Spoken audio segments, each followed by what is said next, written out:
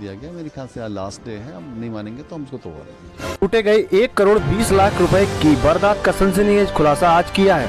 पार्षद की लाठी डंडों एवं सरियों से पीट पीट कर हत्या कर दी गई। ऊर्जा मंत्री जगदीश सिंह तोमर जनता को मनाते नजर आए।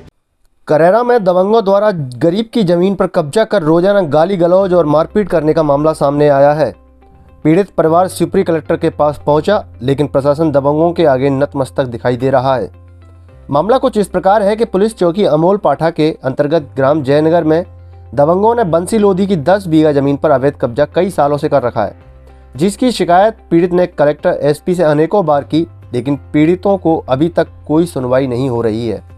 उक्त भूमि पर जगत सिंह लोधी, ग्यासी लोधी, मलखान लोधी, सरनाम लोधी, धीरज सिंह लोधी निवासीगण ग्राम जयनगर द्वारा कब्जा कर रखा है।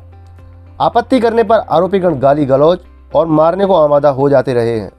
पीड़ित ने कई बार पुलिस चौकी अमोला, तहसील व जिला स्तर पर भी शिकायतें की गईं, लेकिन अवैध कब्जा नहीं हटवाया गया। विवश होकर प्रार्थी द्वारा धारा 250 के तहत आवेदन प्रस्तुत किया गया, जिसमें आरोपीगण को दोषी मानते हुए उनका अवैध कब्जा हटवाने के आदेश दिए गए और जुर्माना भी अधिरोपित किया गया था। आरोपीगण द्वारा माननीय न्यायालय अनुविभागीय अधिकारी करेरा के समक्ष अपील प्रस्तुत की गई, परंतु माननीय न्यायालय द्वारा सुनवाई उपरांत अपील निरस्त कर दी गई। पारित आदेश के पालन में आरोपीगण के विरुद्ध 15 दिवस की कालावधि के लिए सिविल जेल की कार्रवाई की गई है, लेकिन आज दिनांक तक आरोपीगण द्वारा कब्जा नहीं छोड़ा गया है। विदित हो कि अनुविभागीय अधिकारी महोदय करेरा द्वारा आरोपीगण को स्वयं आदेशित किया गया था कि कब्जा छोड़ देना और कोई हिंसा नहीं करना। इस पर आरोपीगण द्वारा चाहा गया आश्वासन तो दे दिया गया, परंतु मौके पर कब्जा नहीं छोड़ा है। विचारणीय है कि संबंधित न्यायालयों के आदेशों एवं सिविल जेल की कार्रवाई के बावजूद भी दबंग व आपराधिक प्रवृत्ति के आरोपीगण द्वारा आज दिनांक तक कब्जा नहीं छोड़ा गया है।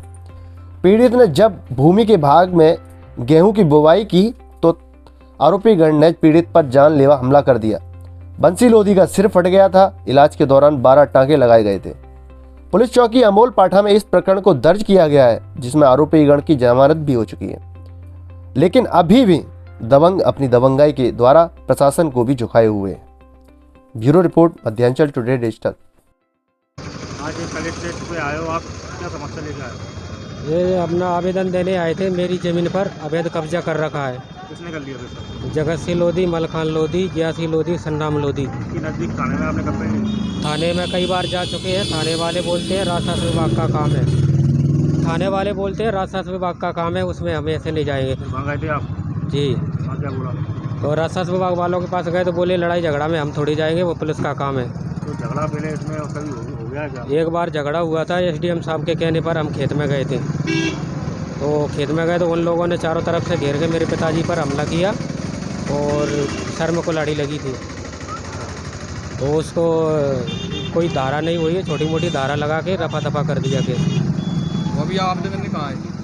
अभी आवेदन देने आए थे कलेक्टर साहब के पास। इससे पहले भी आवेदन दिए थे आपको? 3-4 बार दे चुके हैं।